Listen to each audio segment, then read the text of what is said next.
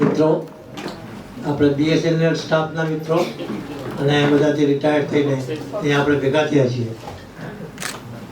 આપણે જયાબેનનો આભાર માનવો પડે, કારણ કે એ રીતે એમનો પોતાનું જે જીવન વિતાવ્યું એ રીતે ભેગા થયા આપે બધું બતાવ્યું, એના લીધે આપણને અહીંયા આગળ ભેગા થવા મળે છે. એટલે એમનો આપણે વધારે ઉપકાર માનવો પડે. બરાબર, તમે સારી રીતે જાણો છો. એટલે એમણે જે કહ્યું મનસુખભાઈએ એ એકદમ યોગ્ય કહ્યું કે ભાઈ ક્યાં જયાબેન શ્રીદેવી જેવા લાગે અને ક્યાં આપણા ભટ્ટ સાહેબ એકદમ સીધા સાદા અને સેવા કરે અમોલ પાલેકર. એટલે તમને જેણે જોયું છે ને એને ખબર છે કે કેવી રીતે આ લોકો બે ભેગા થયા, કેવી રીતે ભેગા થયા અને કેવી રીતે એકબીજાને પસંદ કર્યા. આપણને નવે લાગે, આપણને બધા ઘણી વખત એવું લાગે કે કેવી રીતે, પણ કુદરતે જે લખ્યું હોય એટલે આ બધું છે ને ઉપરથી તૈયાર થઈને આવે છે એવું કહેવાય છે કે ઉપર જે લખ્યું હોય એ પ્રમાણે થયા કરે. અને એકબીજાને સાથ એમણે ઘણો બધો સારો આપ્યો અને એમણે ઇન્ડિયા તો જોયું, ફોરેન પણ જોઈએ. જે જયાબેનની માગણી થાય તો બ્રહ્મભટ્ટ સાહેબ ના ન પાડે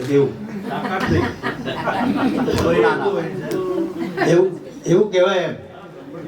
અને એમનો જે પ્રેમ હતો એ તમે અત્યારે બી જોઈ શકો છો કે નાના નાના મોટા પ્રસંગ હોય એ એમને યાદ કરીને ડોનેશન પણ આપે છે અને એમની યાદમાં જુદી જુદી જગ્યાએ જુદી જુદી સંસ્થાઓને પગભર કરવામાં પ્રયત્ન કરે. એ મેં ખાસ જોયું છે. એટલે તમને આ જેવું જાણ્યું તમને કહ્યું. બરાબર. અને એમ જેમ કહેવાય પ્રેરણા તો સ્ત્રી માટે પુરુષ પ્રેરણા હોય, પણ આમાં તો પુરુષ માટે સ્ત્રી ઘણી બધી પ્રેરણા કરી. બરાબર. અને લોકોના કામ જે ન થઈ શકે એવા યુનિયનના તો કર્યા જ છે. અને સોસાયટી આપણે જે ફ્રી એન્ડ ક્રેડિટ સોસાયટી ચાલે એમાં પણ કોઈ અડચણ હોય તો પણ જયાબેન કહે કે ભાઈ આપ્યા દેવા જેવું છે તો થોડુંક રૂલનું આગુ પાછું થઈને પણ એવું બધું થઈ શકતું હતું.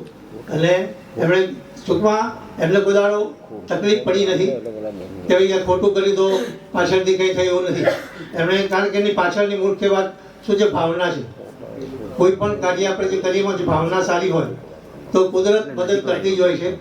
એવું મેં જોયું છે એમના જીવનમાં અને મારા જીવનમાં જે લોકોના જીવનમાં પણ જોયું છે કે એની પાછળ જે ભાવના સારી હોય તો કુદરત ગમે તે રીતે એનો રસ્તો કાઢતી હોય છે. એટલે આજે આપણે 2:30 વાગ્યાનો ટાઈમ એક આપણું જે હતું ગ્રુપમાં લખ્યો તો 2:30નો, બીજો તો લખ્યો તો 3નો. તમે કીધું ખરેખર કયો ટાઈમ છે? 2:30 વાગ્યાનો છે 3નો. બરાબર. એટલે મારી પાસે બે એક આવ્યા હતા જે ક્લિપ, જેમાં લખેલું એકમાં 2:30નો લખેલો હતો, બીજામાં 3નો લખેલો હતો. બરાબર. પણ આપણને બંને ટાઈમ સચવાઈ ગયા એવું કહી શકાય, કારણ કે હજી ઉદ્ઘાટન થવાનું ઓફિશિયલી બાકી છે. બરાબર. એટલે એ પણ કુદરતનો સંકેત જ છે. એને આપણે શું કહેવાય, જયાબેન માટે એક વખત તાળી પાડીએ અને આપણને બધાને ભેગા કર્યા.